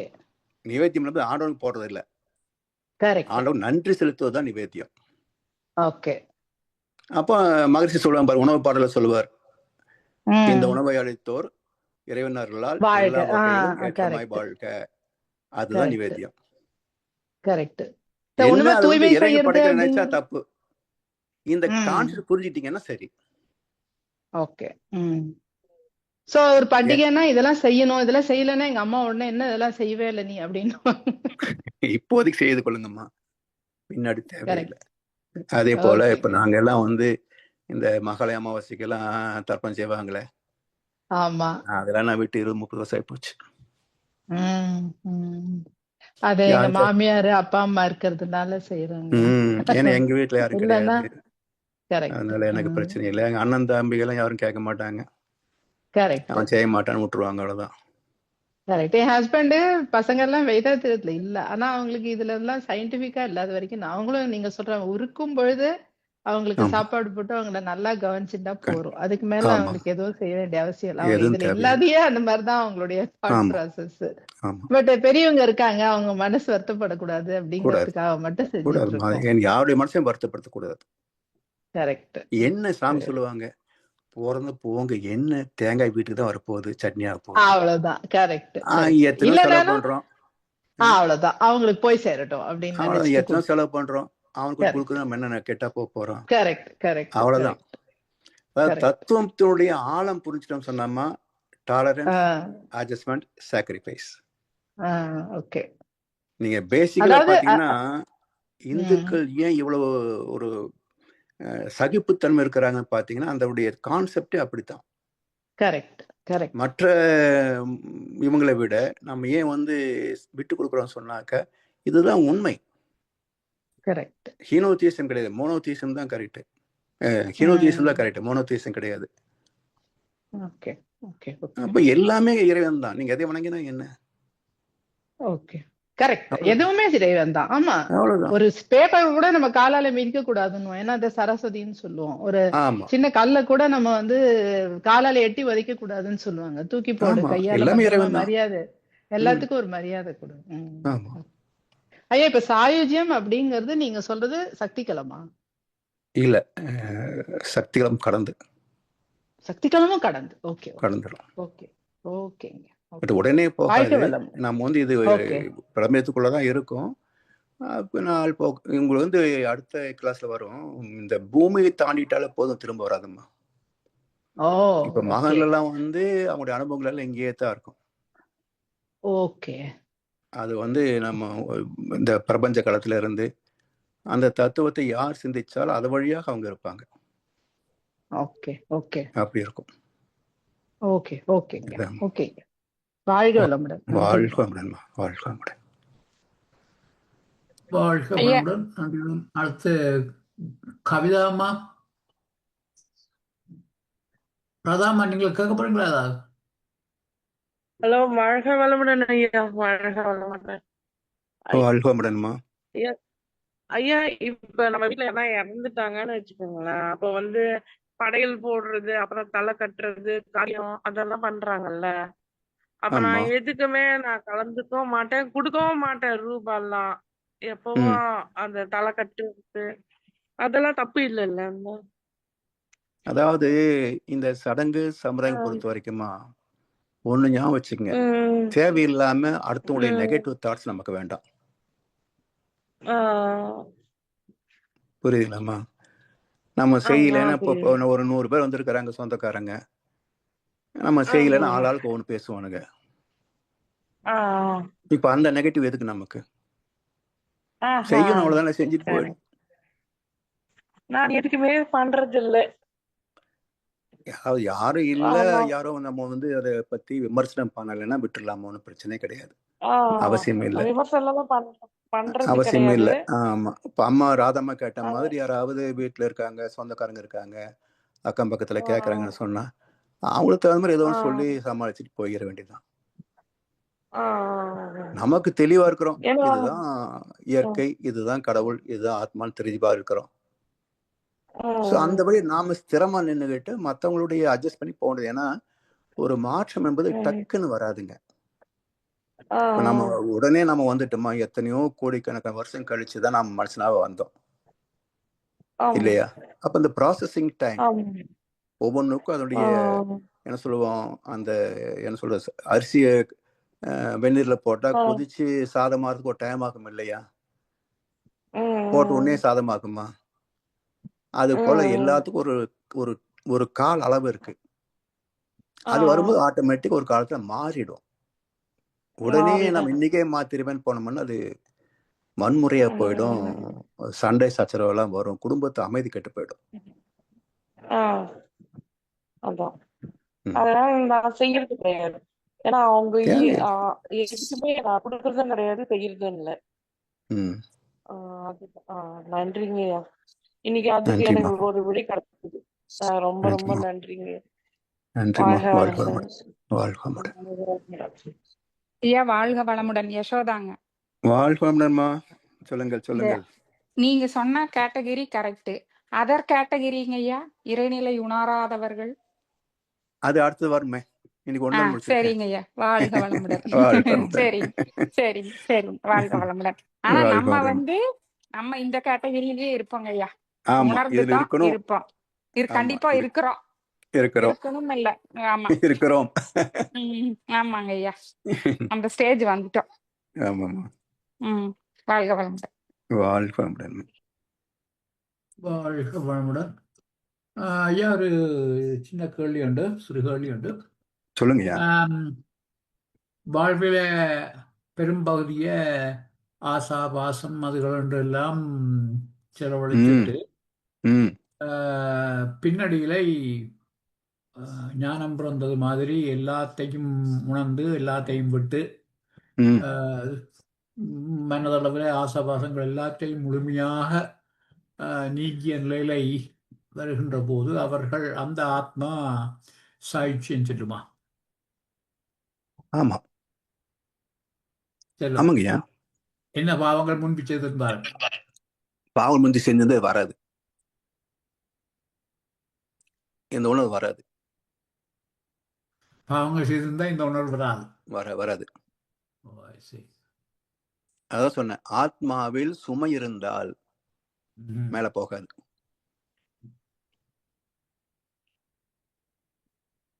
மனதளவில் பின்னுக்கு திருந்துகின்ற போது இந்த பாவங்கள் எல்லாம் கரையாதான். திருந்திட்டா போயிடும்.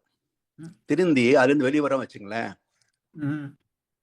அப்போ உங்களுக்கு இப்போ பட்டினத்தார்ல அருணகிரியாரு, இந்த திருநீலகண்டர், இவங்கள ஒரு வாழ்க்கை வாழ்ந்தவங்க திருந்திடுறாங்க இல்லையா? ஆமா. அப்ப அந்த திருத்தம் வரும்புன்ற போது ஏன்னாங்க, இப்போ கேரக்டரைசேஷன் பார்த்தீங்கன்னா எல்லாம் இருக்கும். அதை நீங்க டியூன் பண்ணினா தான் அது எஃபெக்டிவா இருக்கும். இப்போ செல்போன்ல எல்லா நம்பரும் ஆக்டிவேட் இருக்கு, கால் பண்ணலாம். சிம் கார்டு ஆக்டிவேட் பண்ணலன்னு கால் பண்ண முடியாது இல்ல? அதே மாதிரி ஆத்மா எல்லாமே இருக்குங்க, எல்லாருக்கும் இருக்கும். ஆனா என்ன பண்றோம், அதுல இருந்து வெளியே வந்துடுறோம், அதை டியூன் பண்றது இல்லை. சரிங்களா ஐயா?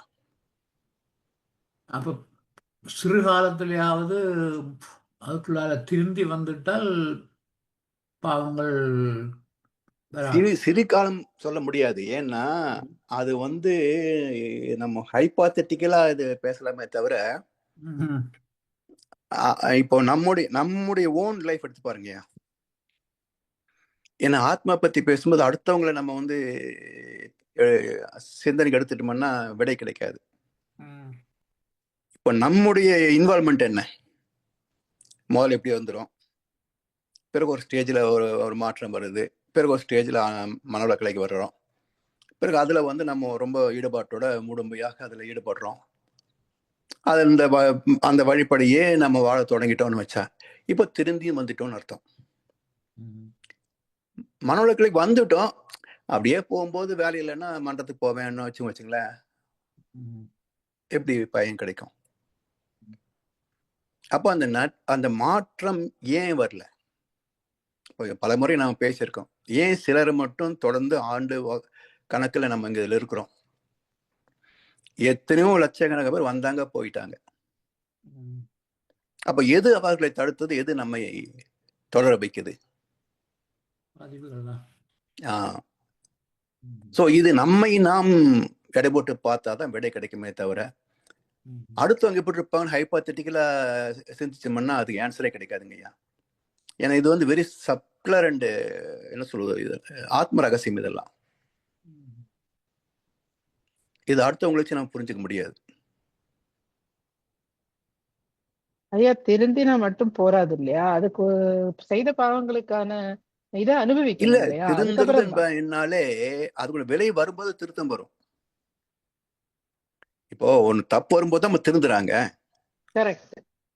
அப்போ அந்த தப்பு வருதுன்னா ஏற்கனவே செஞ்ச வினைக்கூடிய விளைவு வந்தாச்சு, இந்த விளைவு வச்சு திருந்துறாரு. புரியுதுங்களாமா? புரியுதுங்க, புரியுது. வினை வருகின்ற போது யோசிப்பாரு, ஏன்னா அந்த கஷ்டம் வந்துச்சுன்னு யோசிப்பார். அப்ப அதுல இருந்து திரும்பிடுவார். ஐயா இப்ப ரமண மகரிஷி எல்லாம் பாத்தீங்கன்னா அவங்களுக்கு வந்து உலகத்துக்கு சொல்லணும் அப்படின்ற எண்ணம் எல்லாம் ஒண்ணும் இல்ல. ஆ. அப்போ அவங்களுடைய ஆன்மா வந்து சாயுஜ்யம் போகுமா? சாய்ச்சதுதான் இருக்கும். ம். அவங்களுடைய அனுபவங்கள், கருத்துக்கள் எல்லாம் இங்க இருக்கும். அதுதான் புத்தக வடிவுல நிறைய பேர் சொல்ற வடிவுல ஷேர் ஆயிடுச்சு. புத்தக அதாவது வடிவத்தில் இருக்கிறது வேற, புத்தகத்துல உட்பொருள் இல்லையா? புரிஞ்சுக்கிறது வேற. ஓகே. அதாவது இல்ல நம்ம வந்து அவரோட இணைச்சோம்னா அவங்களுடைய இந்த தாட் ஆ, ப்ராசஸ் நம்மளுக்கு வந்து கிடைக்கும். வரும் வரும். பட் ஆனா அதுக்காக அதுக்கு அவங்க மீடியா ஆன்மா வேணும். இருக்குன்னு அர்த்தமா அதுக்கு? நீங்க புக்கே படிக்காம அப்படியே ரமணனுடைய கருத்துக்கள் வருமா அப்படின்னா வராது. ஓகே. இந்த புக்கை படிக்கிறோம், ரமணரோட ஐக்கியமாகிறோம், அப்ப என்ன ரகசியம் சொல்ல இருக்கிறாரு அதுல அப்படின்னு புரிஞ்சுக்கலாம். ஓகே. சரிங்களாம்மா? கரெக்டுங்க. அதுக்கு அப்ப தான் அவங்க அவங்களுடைய உதவி செய்வாங்க. இப்போ அவங்களுடைய கருத்துக்கள் நமக்கு கிடைக்கிறதுன்னா அவங்க ஆத்மா இருக்குன்னு அர்த்தமா இல்ல அவங்க விட்டுட்டு போயிட்டாங்க அது மட்டும் நம்ம இல்ல இல்ல எடுத்துக்கணும்னு இப்போ அர்த்தமா? நம்ம பேசுறது பண்ணின எல்லாமே இந்த காந்த களத்துல இருக்குமா, எல்லாமே இருக்கு. அப்போ மகான்கள் வாழ்ந்த அனுபவம், அந்த ஒரு சாந்தமான தெய்வீக அலைகள், அவருடைய சிந்தனைகள், கருத்துக்கள், அவங்க பேசினது, நடந்தது எல்லாமே இங்க இருக்கும். இப்ப நம்ம அவர் நினைக்கிற போது அதோடைய பண்புகள் எல்லாம் நம்ம கிட்ட வரும். இது வந்து டாக்டர் ப்ரூஸ் ஹெரால்ட் லிப்டன் சொல்லி ஒரு சயின்டிஸ்டே ப்ரூவ் பண்ணிக்கார். இந்த வான்காந்தத்தில் இருக்கக்கூடிய அனுபவங்கள் நம்ம இடத்துல ரிஃப்ளெக்ட் ஆகுது அப்படின்னு ஒரு சயின்டிஸ்ட்ல பேசுறாரு. அப்போ சாதாரண மனுஷனுடைய அனுபவங்களே ரிஃப்ளெக்ட் ஆகும் சொல்லும் போது ஞானுடைய அனுபவம் ஏன் வராது? சரிங்களாம்மா? அதான் ஏன் நான் கேக்குற கொஸ்டின் என்னன்னா அனுபவங்கள் இருக்கு அப்படிங்கறதுனால அவங்க ஆன்மா இருக்குன்னு அர்த்தம் இல்ல அது கேக்குறேன். அதாவது இப்போ நீங்க நான் ஏற்கனவே ஆத்மாவுக்கு பத்தி அந்த ஒரு டிஸ்க் சொன்ன பாருங்கம்மா, 14 to 40 ஜீவாத்மா, சரிங்களா? 13 to 8 வந்து பரமாத்மா, அதாவது எந்த ஒரு பதிவும் இல்லாத தூய்மையான ஜீவாந்த களம். இதையும் நுணுகி உள்ள போகும்போது 7 to 4 வந்து விண் நிலை, 3 to 1 வந்து இறைத்துகள் காந்த நிலை, 0 வந்து இறைநிலை. இப்போ மகான்கள் இந்த லேயர் கழட்டி விட்டுறாங்க. இந்த ஜீவாத்மான்ற 14 to 40 இருக்கு பாருங்க, இதை கழட்டி விட்டுறாங்க. பிரபஞ்சம் போறப்போ அது விட்டுறாங்க, 0க்கு லயமாயிடுறாங்க. இப்ப நாம அதை யோசிக்கிறப்போ எது வருது? இந்த 14 to 40 இருக்கு பாருங்க, இதுல இருந்தா நம்ம எடுத்துக்கிறோம். புரியுதுங்களாம்மா? Okay okay clear. ஒரு சிடி எடுத்து பாருங்கம்மா. சிடியை வச்சு நான் ஃபர்ஸ்ட் ஒரு எக்ஸாம்பிள் சொல்லியிருக்கேன். எஸ் எஸ் அந்த சிடியுடைய மைய Correct. அந்த ஹோல் இருக்கு பாருங்க, ஆமா அது சுத்த வரையும் ஆமா எடுத்துக்கங்க. ஓகே அப்புறம் 3 லேயருக்கும் 4வது லேயர் தான் நம்ம வந்து ரெக்கார்ட் பண்றோம் 14 to 40 ஓகே மாதிரி. ஓகே அது போல இப்போ மகான் அப்படியே எடுத்துக்கங்க. இப்போ எப்படி ஒரு சேட்டலைட் மாதிரி வச்சுக்கோமா, 2-3 ஃபியூவல் டேங்க் இருக்குன்னு வச்சுங்களேன், ஒவ்வொன்று காலியாக கழட்டி விட்டுறது இல்லையா? ஓகே அது மாதிரி இப்போ 0 to 40 ஒரு சேட்டலைட் வச்சுக்கோங்க மகானுடைய ஆத்மா. இந்த 14 to 40 தான் அனுபவங்கள், நம்ம அவங்க பேசினது, நமக்கு சொன்ன விஷயங்கள் எல்லாம் இதுல தான் இருக்குது. இதை எல்லாரும் இங்க கழட்டி விட்டுறாங்க.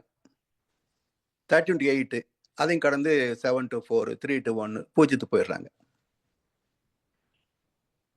சரிங்களா? ஓகே புரிஞ்சுதா? Yes yes yes understood. Thank you. இந்த சேட்டலைட் பிடிச்சிட்டீங்கன்னா ஈஸியா பிடிச்சிடலாமா? ஓகே எப்படி அந்த ஃபியூல் டேங்க்ஸ் எல்லாம் 2-3 டேங்க் இருக்கும்னு சொல்லுவாங்க. அது மேலே போக போக எம்டி ஆயிடும் ஒன்றா. அப்போ எம்டி ஆச்சுன்னா லோடு அன்னெசரி டெட் வெயிட் தானே, அப்போ அந்த டேங்க் மட்டும் கழட்டி விட்டுரும். அது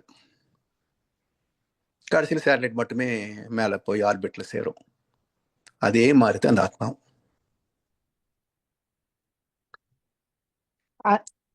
அது அலைவடிவம் தானேங்க? எல்லாமே அலைதான். ஓகே. அதாவது ஆத்மான்றது என்ன சைஸ்ன்னு பார்த்தீங்கன்னா, நாம கண்ணில் பார்க்குற டஸ்ட் பாருங்க, அதை விட பல மடங்கு சிறுசு. அதுக்குள்ள இத்தனை இருக்குது. ஒன்று நம்ம கம்ப்யூட்டர் எடுத்து பார்க்குற மாதிரி நம்ம ஒரு காலத்தில் வந்து 1 MBக்கு எவ்வளோ பெருசு வச்சிருப்போம். இன்னைக்கு இந்த விரல் நுனி அளவுக்கு தான் இருக்குது. 16 GB 32 GB அதில் லோட் பண்ணுறோம். பென்ட்ரைவ் இல்லைங்களா? ஓகேங்க. அப்போ இந்த சின்ன இதுக்குள்ள 32 GB லோட் பண்ண முடியுது. ஒரு காலத்துல வந்து இவ்வளவு பெருசா கட்டவர்களால இந்த நடுவர் சைஸ்ல இருக்கும் 1 GB கூட லோட் பண்ண முடியாது. அப்படின்னா எப்படி ஒரு சின்ன விரல் நுனி அளவுல வந்து 32 GB லோட் பண்ண முடியுதுன்னு சொன்னா நம்மகிட்ட எத்தனை ஜிபி இருக்குங்க? இன்ஃபினைட். எவ்வளவோ கணக்கு இருக்கு, மெமரிஸ் இருக்கு. நமக்கு ஸ்டோரேஜ் ப்ராப்ளமே வராது. ஆனா இருக்கிற சைஸ் என்னங்க? எப்படி 32 GB ஒரு சின்ன விரல் நுனி அளவுக்கு இருக்கோ அதே போல ஆத்மா புள்ளி அளவுக்கு இருக்கும். அதுக்குள்ள இத்தனை கோடி பதிவுகள் இருக்கும். அதாவது formative dust particle. Format dust particle. Okay. அதுல திணிவு இருந்ததுன்னா சேர்ந்து இருக்கும், இல்லைன்னா அப்படியே பிரிஞ்சு இடைநிலையில அப்படியே கலந்து. ஆமா ஆமா. ஓகேங்க. வாழ்க பெஸ்ட் எக்ஸாம்பிள் நம்ம சேட்டலைட் தான்மா. சேட்டலைட்ல எப்படி அந்த ஒரு லேயரை கழட்டி விடுதோ அதே மாதிரி மகான்களுடைய ஆன்மா அப்படி இப்படி ஒரு லேயர் கழட்டி விட்டுட்டு பூஜ்யமாக இறைவனோடைய ஒன்று போயிடும். சேட்டலைட் பூஜ்யம் ஆறுது இல்ல, இது ஆறுது. அவ்வளவுதான். ஆனா இல்ல, பூஜ்யமாகலன்னா அதோடைய எல்லையில அடைஞ்சிருது இல்லையா? கரெக்ட். அந்த மாதிரி எல்லை அடைஞ்சிருது இல்ல. ஓகேங்க. ஓகே. வாழ்க வளமுடன். நன்றி. வாழ்க வளமுடன். வாழ்க வளமுடன். நன்றிகள் ஐயா. நாங்கள் இத்துடன் இந்த நன்றி ஐயா. வாழ்க வளமுடன். நிறைவு செய்வோம். இதுவரை நேரமும் குருவின் குரல் 114வது பாகம் 114 வகுப்பை மிகச் சிறப்பாக மகிழ்ச்சி தந்த முதன்மை பேராசிரியர் பழனிசாமி ஐயாவுக்கு நாம் நமது நன்றிகளை தெரிவிப்பதோடு ஐயாவுக்கு ஒரு வாழ்த்து தெரிவிப்போம். முதன்மை பேராசிரியர் பழனிசாமி ஐயா வளமுடன். அவரது உடல் நலம், மனவளம், பொருளாதார வளம், அவர்தம் அன்பு குடும்பம், அவரது வேதாத்திரிய தொண்டு